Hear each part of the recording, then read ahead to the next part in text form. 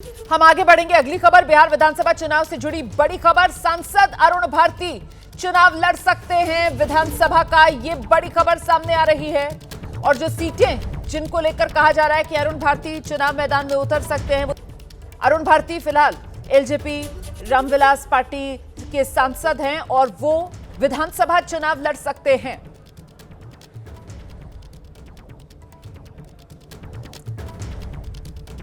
अरुण भारती को ही सूत्र यह भी बता रहे हैं चिराग पासवान की तरफ से अधिकृत किया गया है। जो गठबंधन है उसमें चर्चा करने के लिए, सीटों को लेकर सहमति बनाने के लिए। और अब यह बड़ी खबर आ रही है, सांसद अरुण भारती विधानसभा का चुनाव लड़ सकते हैं। सिकंदरा या राजापाकड़ सीट से चुनाव मैदान में अरुण भारती उतर सकते हैं। फिलहाल जमुई से सांसद हैं अरुण भारती। जमुई वो सीट जहां से जीतते आए चिराग पासवान, और इस बार जब चिराग पासवान हाजीपुर सीट पर शिफ्ट हुए तो फिर जमुई सीट से अपने बहनोई अरुण भारती को उम्मीदवार उन्होंने बनाया और 2024 लोकसभा चुनाव अरुण भारती इस जमुई सीट से जीते। और अब यह बड़ी खबर है कि विधानसभा चुनाव में ताल ठोक सकते हैं अरुण भारती। वहीं बिहार में महागठबंधन में सीटों का पेच उलझा हुआ है। कांग्रेस को आरजेडी 50 से 55 सीटों से ज्यादा देने को तैयार नहीं है। सूत्रों के हवाले से यह खबर सामने आ रही है और इसी को लेकर कांग्रेस सहमत अभी नहीं हो रही है। यहां पर आकर मामला अटकता हुआ नजर आ रहा है। 2020 विधानसभा चुनाव कांग्रेस ने 70 सीटों पर चुनाव लड़ा था। हालांकि स्ट्राइक रेट कांग्रेस का बेहद खराब रहा था। सिर्फ 19 सीटों पर ही कांग्रेस को जीत मिल पाई थी और वो 27% वाला जो कांग्रेस का खराब स्ट्राइक रेट था, उसी को महागठबंधन की सबसे कमजोर कड़ी माना गया था। और इसीलिए इस बार महागठबंधन में आरजेडी की तरफ से ये मन बनाया गया कि कांग्रेस को 50 से 55 सीटों से ज्यादा नहीं दिया जाएगा। लेकिन इसी को लेकर जानकारी मिल रही है, सूत्र बता रहे हैं कांग्रेस राजी नहीं।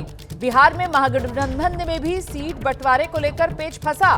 कांग्रेस को आरजेडी का 50 से 55 सीट वाला अपने लिए फॉर्मूला पसंद नहीं आ रहा है, मामला अटक गया है। कांग्रेस को आरजेडी 50 से 55 सीट से ज्यादा देने को तैयार नहीं है, लेकिन कांग्रेस को यह फॉर्मूला रास नहीं आ रहा। और सिर्फ कांग्रेस ही नहीं बल्कि जो वीआईपी मुकेश सहनी की पार्टी है वहां पर भी मामला अटक रहा है, क्योंकि मुकेश सहनी जो हैं वो अपनी पार्टी के लिए ज्यादा सीटों की मांग कर रहे हैं। कम से कम 35 से 40 सीट मुकेश सहनी चाहते हैं और उन्हें गठबंधन में 18 से 20 सीट से ज्यादा देने को आरजेडी तैयार नहीं है। इसीलिए मामला महागठबंधन में भी सीट बंटवारे का अटकता हुआ। सीधे आपको लेकर चलेंगे, हमारे साथ हमारे सहयोगी अंकित गुप्ता इस वक्त मौजूद है। जरा जानते हैं अंकित से। अंकित, क्या जानकारी मिल रही है? महागठबंधन में भी सीट बंटवारे को लेकर मामला फंसा? जी बिल्कुल, मामला फंसा हुआ है। उसकी सबसे बड़ी जो वजह है, जो चिंता की वजह है महागठबंधन में, वो है मुकेश सहनी का रुख। क्योंकि मुकेश सहनी जो अपनी मांग पर अड़े हुए हैं। मुकेश सहनी का कहना है कि उनको जो है 35 से 40 सीटों से कम पर जो है ये शर्त मंजूर नहीं है। वो महागठबंधन में एक महत्वपूर्ण भूमिका निभा रहे हैं, तो उनको भी सम्मानजनक सीटें मिलनी चाहिए। और इसी आधार पर जो है आरजेडी की जो उनसे नेगोशिएट कर रही है, वो कह रही है कि 18 से 20 सीटें आपको देंगे और अगर जो है भविष्य में सरकार बनती है तो फिर हम जो है जो मंत्री पद वगैरह को लेकर के चर्चा कर सकते हैं। लेकिन मुकेश सहनी अपनी मांग को लेकर के अड़े हुए हैं। इस सबके बीच में एक अपडेट और देना चाहूंगा, वो है लेफ्ट पार्टीज को लेकर के। लेफ्ट पार्टीज को आरजेडी की तरफ से जैसी जानकारी मिली है, समझाया ये गया है कि देखिए, कांग्रेस हो या आरजेडी हो, पिछले चुनावों की तुलना में अपनी सीटें कम कर रही है और मुकेश सहनी को एडजस्ट कर रही है। तो ऐसे में लेफ्ट पार्टी की सीटें बढ़ाने की बजाय पिछली सीटों पर जितनी सीटों पर चुनाव लड़ा था उतनी सीटों पर चुनाव लड़े, जिससे कि मुकेश सहनी को एडजस्ट किया जा सके। तो फिलहाल अभी महागठबंधन में भी पेच फंसा हुआ है और सबसे बड़ी वजह मुकेश सहनी।